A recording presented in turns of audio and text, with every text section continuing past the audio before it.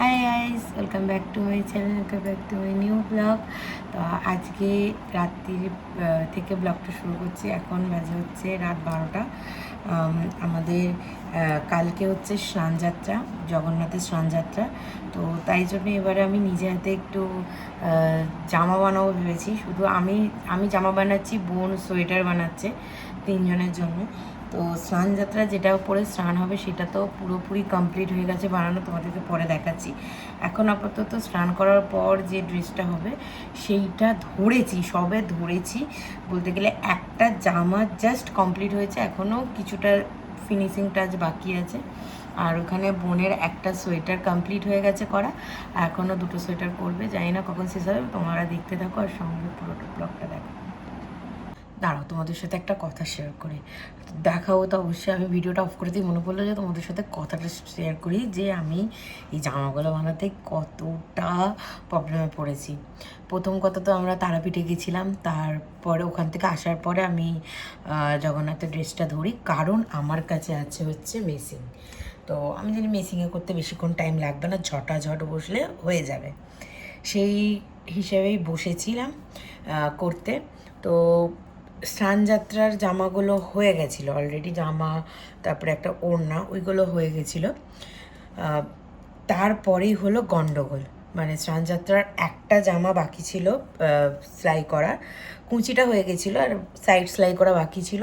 সেই টাইমে গেল মেশিনটা গন্ডগোলে পড়ে, মানে মেশিনটা প্যাটেলে ঘুরছে না। আমাকে হাতে করে ঘোরালে হচ্ছে, হাতে করে ঘোরালে হচ্ছে। তো তারপরে আমি ডিসাইড করি যে হাতে করে ঘোরালে যদি টাইম লাগে তো হাতে সেলাই করি। তো যথারীতি হাতে করে সেলাই করতে শুরু করি। করার পর আরও বিপদে পড়ি যে প্রচণ্ড পরিমাণে হাতে ব্যথা হতে শুরু করে দেয়। তারপরে দেখলাম যে আমি মুকুটও বানিয়েছি, গামছা দিয়ে মুকুট বানিয়েছি সবার, জগন্নাথ সুভদ্রা বলরামের স্নানযাত্রার জন্য মুকুট বানিয়েছি। সেই মুকুটগুলো হাতে করে সেলাই করে বানানোর পর আমি আর পাচ্ছি না, মানে আজকেই আমি মুকুটগুলো কমপ্লিট করলাম। কেন কি মাঝখানে বোনের জন্মদিন পড়ে গেছিলো, বোনের জন্মদিন ছিল, জামাই ষষ্ঠী ছিল, তো সেই টাইমে তো আমি বসিনি কাজে। তো তারপরে যখন নেক্সট বসি, মানে আমি জাস্ট নেক্সট বসেছি বলতে এই বৃহস্পতিবার যখন বসি তখন দেখি মেশিনটা গেছে গন্ডগোলে পড়ে। তো পড়ে তো গেছে এমনভাবেই পড়েছে, আমার আর কিছু করার নেই এই মুহূর্তে। হাত থেকে লাগে ব্যথা করছে, কিছু নেই এই মুহূর্তে। তো তাই জন্য আমি হাতে করে করছিলাম, হাতে করেও আর পারছি না। আমার এখানগুলো প্রচণ্ড পেন হচ্ছে, শুধু এখানগুলো না, কোমরেও প্রচুর পেন হচ্ছে। আর এই শাড়িগুলো পিন করে দিয়ে গেছে রূপম, কালকে স্নানযাত্রায় পরে যাব। আমি আর বোন সব পিন করে রাখা আছে, যাতে সকালবেলা উঠে আমাকে এদিক ওদিক না করতে হয়। তো এখন এই হয়েছে আমার কন্ডিশান। এখন আমাকে হাতে ঘুরিয়ে ঘুরিয়ে করতে হচ্ছে একটা, মানে স্নান করে ওঠার পর জগন্নাথের ড্রেসটা কমপ্লিট হয়েছে সবে, এখনও সুভদ্রা ও বলরামের ড্রেসটা কমপ্লিট করা বাকি আছে। এই যে এই এই পিসগুলো এত সুন্দর দেখতে, দিদা দিয়েছে আমাকে এই পিসগুলো ঠাকুরের জন্য। তো আর এই জড়িটা আমি নিজের যে জড়িটা, এটাও কিনে এনেছি। একটা সেলাই করলে একটা আলাদা ব্যাপার ছিল, জড়ি লাগাতে হচ্ছে, তারপরে আমাকে সেই পিনগুলো করতে হচ্ছে। তো জয় জগন্নাথ বলে তো শুরু করে দিয়েছি। এখন বাজে হচ্ছে রাত 12:30। মানে তোমাদেরকে ব্লগটা ভাবলাম দেখাবো অন্য কিছু, বাট তারপরে মনে পড়লো না, চলো গল্পটা তোমাদের সাথে একটু শেয়ার করে, যে আমি কতটা স্ট্রাগল বলবো না, এটা হচ্ছে বলছে জগন্নাথ যে তুমি করো, একটু খাটো, ওইটাই আমি একটু খাটছি। তো তোমাদের সাথে স্নানযাত্রার ড্রেসটা শেয়ার করছি, তার আগে আমি এটা কমপ্লিট করে নিই। তো চলো দেখতে থাকো।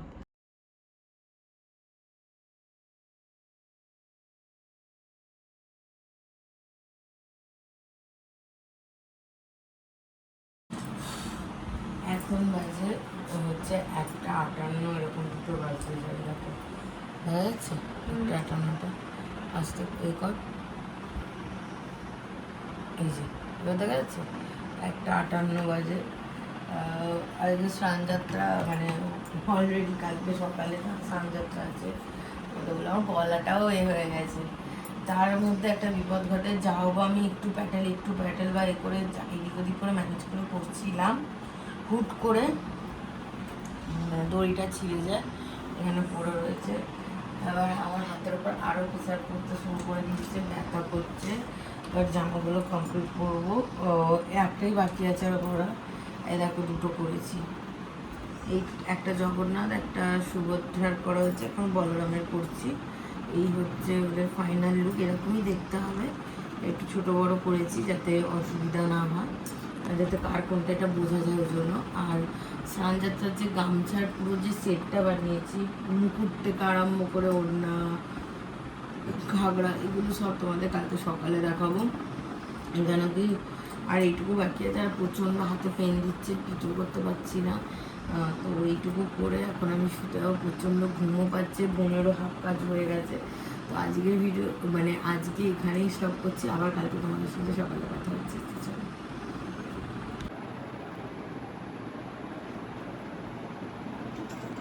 পাপাই মামার বাড়ির সামনে চলে এসেছি, এখন দাঁড়িয়ে আছি প্রিয়াঙ্কার জন্য। প্রিয়াঙ্কা এলেই আমরা বেরিয়ে যাবো। এই যে পাপা মামার বাড়ির সামনে দাঁড়িয়ে আছি। কি সুন্দর লাগছে রে তোকেই, চালাও।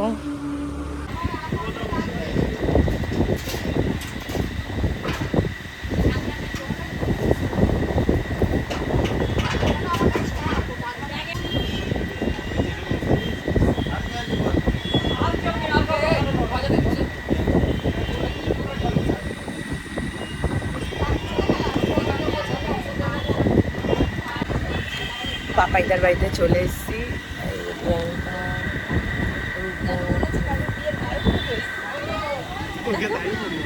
তোকে তো তাই মনে হচ্ছে, আমি তো বললাম লালপুরে।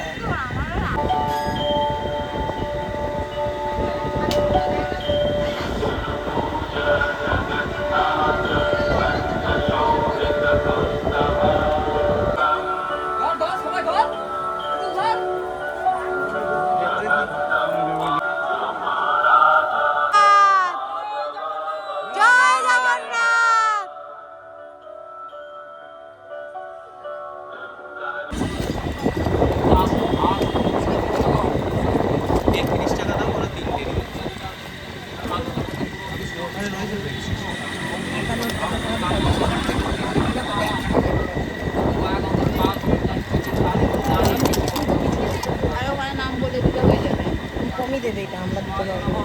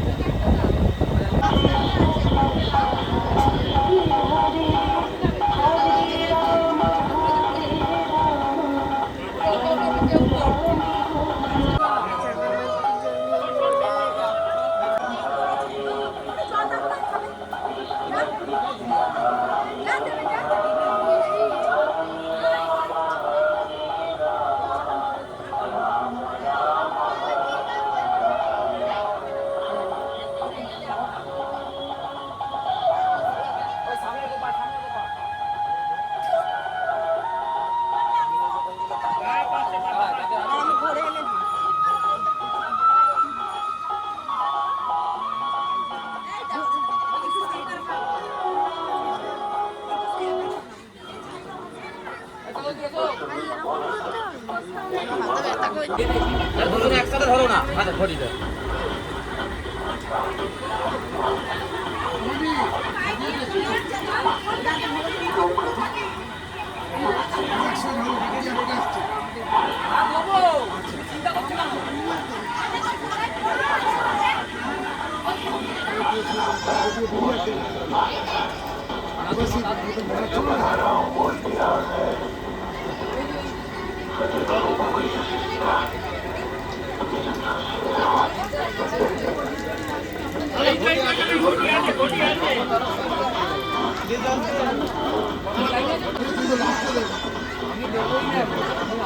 দাঁড়িয়ে আছি।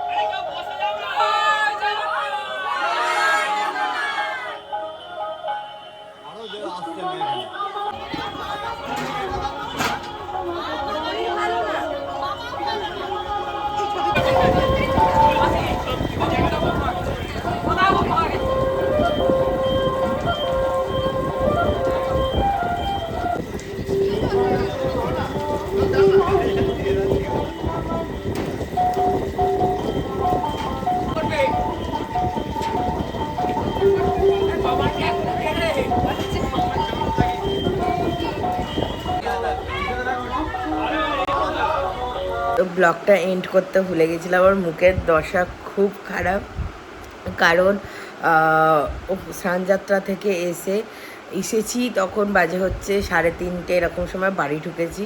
ঢুকে খুব জোর খিদে পেয়েছিল। আমরা সবাই মানে আমরা 4 জন, প্রিয়াঙ্কা, আমি, রূপম, বোন, সোজা আমরা আমার বাড়িতে চলে এসেছি। ওখান থেকে পাপাইদার বাড়ি থেকে সোজা আমার বাড়িতে সবাই মিলে চলে এসেছি। এসে খুব জোর খিদে পেয়েছিলো। খাওয়া দাওয়া করে আমরা এত ঘুম দিয়েছি, এখন রাত 7:30 বাজে উঠেছি। তো আজকের ব্লগটা এইটুকুই। ভালো লাগলে অবশ্যই লাইক করে দেবে, চ্যানেলটিকে সাবস্ক্রাইব করে দেবে। আবার নতুনত্ব কোনো ব্লগ নিয়ে তোমাদের সাথে শেয়ার করব। কেমন লাগলো ব্লগটা অবশ্যই কমেন্টে জানিয়ে দেবে। Tata, bye bye.